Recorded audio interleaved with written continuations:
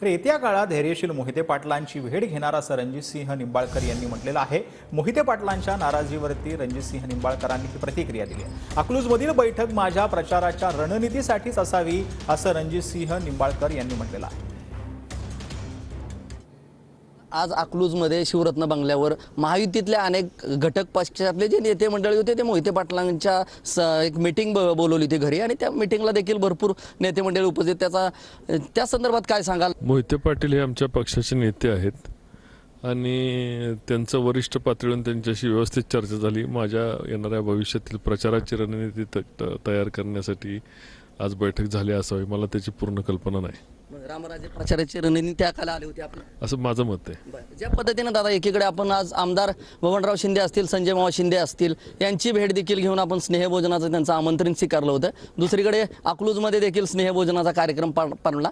एकीकडे शिंदे बंधूंची, आमदार शिंदे बंधूंची भेट, दुसरीकडे रणजित दादा मोठ्या मनानं मोहिते पाटलांची देखील भेट घेतील। जाऊन लवकरच भेट घेऊ, अकलूजला जाऊन अकलूजला जाऊन।